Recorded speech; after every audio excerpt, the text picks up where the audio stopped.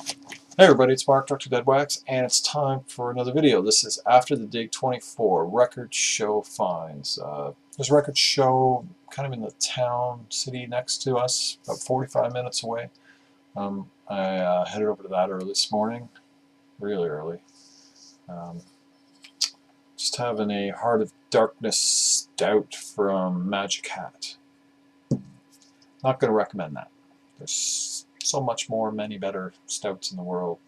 It's kind of meh. A little gassy too. Yeah. Anyways, I went there. One of the reasons was to meet up with Gary, DJ Guri. I think his channel name's Guri. I'll put a link down below to it. Gary and I have met at a couple shows and gone out for wings and beer a few times. He's been over to the house. He's a great guy. He's a preeminent salsa DJ in North America and the world. He has a channel. He just put up a video today, which is yesterday, because I shot another video already, so this is going to go up probably tomorrow. But if you get a chance, check out his channel. He's a great guy. I'll put a link down below. Did I already say that? Probably. It's really late. I've been up since like 6 in the morning, 6:30. God, I hate 6:30 in the morning unless I see it at the end of my day. But he brought me a record because he knows I'm trying to put together a collection of the Cocteau Twins. So he brought me this first Canadian pressing of Cocteau Twins Treasure. This is on UAD, 4AD. UAD. It's really late. There's also a 12-inch that comes with this. He forgot it, but he said he's going to bring it the next time we see each other. We're going to probably see each other in about a month's time. He's got a gig here in town, so we'll probably meet up before that. Hopefully we will. And so anyways, yeah, that's some awesome BCLT. Gary's already given me some great BCLT to date. He gave me a Rheostatics Greatest Hits record that was sealed that he was responsible for producing. So he's just a great guy. Check out his channel. So the stuff I got at the show. This is the first thing I got. I only got 3 things. It wasn't a great day at the show. The Hobbits, Down the Middle Earth. This is on Decca. I paid $25 for this. I have no idea why. I just kind of, every so often I crack. I don't know. And it's got a stained back cover and everything. I just kind of slipped on that. I hate overpaying. But I'd wanted that record for a while, so you know, it's nice to finally have it, and everything else I got today more than makes up for that slip. Next up is Ville Imard Blues Band. It does have this, I'm not sure if that's a radio station cataloging system or a really obnoxious owner, but this is what? Blues Prague Blues. And I had a choice of 2 of these, but this one came with this massive poster. So I took this one. It was $10. I got it for $8. So, and you know, this is the first of a few things from Quebec that are progressive in nature that I'll show today. It's kind of, there's a lot of Quebec prog on the internet, but it's hard to buy it here because I'm going to pay $16 to ship anything to me from Quebec, and there's not a lot of sellers in the States selling it where I could get it shipped to my address in the States for $4. So it's a bit of a drag. So I buy it all locally at shows and stuff, and you just kind of have to wait for days when it trickles out, and today was a pretty good day for the French Canadian stuff. Next is Friend's Friend's Friend. Now, this is a record by Audience. I showed this last summer, I think, or early in the fall. Yeah, I probably showed this October. Anyways, this is another one. This is another UK first pressing on Pink Scroll Charisma. So I was really happy to get this, and I showed this to a friend of mine who's a dealer, one of my favorite dealers, who sadly I couldn't find anything to buy off of today, but Usually he's the one I spend all the money with, but just some days, you know, he has everything I want, and other days he doesn't have anything. And today he didn't have anything, but when I showed him this, he said, "That's a great record," and that was well bought. He said, "Have you heard of Howard Worth?" And I didn't know that Howard Worth was the lead in Audience. I'm not always great with the names of the players and stuff since the stroke. It takes a long time for stuff to settle in. But I said no, and we kind of left it at that. And then as I was walking out the door, he ran up to me and said, "Don't say I never gave you anything." And he gave me this. This is Howard Worth and the Moonbeams, King Brilliant. And he's got on here solo LP from the Audience Leader. So, and this has also got a sample copy sticker on it. So, and it's a U.S. pressing on Rocket Records. I think this is Charisma in the UK. So, anyway, that was really sweet to get. I mean, VCLT from a dealer, really nice. Thank you, sir. So after that, I left the show, and you know, just wasn't the day I had hoped for. So I thought I'd hit up, there's an antique mall on the way home from this place 45 minutes away. So I went there and I hit that up.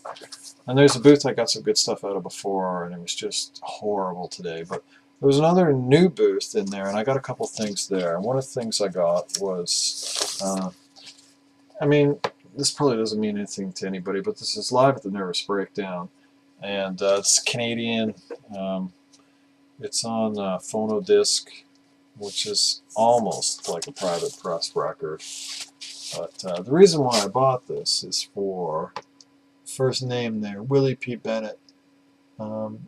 He's just a Canadian legend, a genius, associated a little bit with Daniel Lanois, I think, produced some of his stuff. But I like to collect stuff that's Willie P. Bennett's involved, and he had some records out as well. I don't have any of those yet. I haven't found any that were affordable enough yet, but so I was happy to get that. That was $10.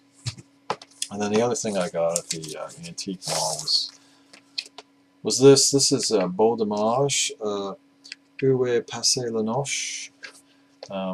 This is a Canadian Unipack, and it's just on Orange Label Capital.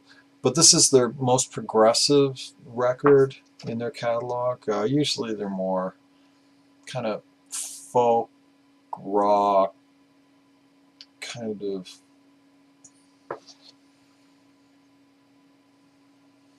I don't know how to describe it. It's not like they all sing. Anyways, but there's a song on here that takes up the entire second side. It's called Une incidence à bois de Filion. And I have no idea what that means. I probably said it wrong, but that was $5. And again, this is a record I could get for on eBay for $5, but I paid $16 to ship it to me. So it was great. That's another. I have one Beau Dommage record. I think they're most famous. It's the one they issued the cover of as a Canadian stamp recently, when they did the Rush stamp and the Guess Who stamp. They also did one Quebec artist. It was Beau Dommage.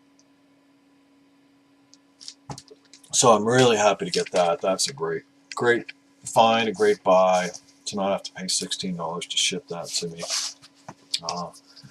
So I left there. The Jones wasn't quite. Didn't have my fix yet. So I went to. There's a flea market in town here. I went to that on the way home, and I got absolutely nothing. That was, my God, that was just drags. There's supposedly a good booth in there, but it was. And but I called a friend of mine who had some records for me. He's a guy I know from shows who we don't compete. We have different tastes, so it's cool. And he saw some records by the next band I'm going to show, Aquarelle. He saw that I picked up their live record at a show, and he said, "Do you like them?" And I said, "Yeah." He said, "Well, I have some Aquarelle at home. Do you want it?" And I said, "Sure." And he actually had 2 of them. So I bought both of them.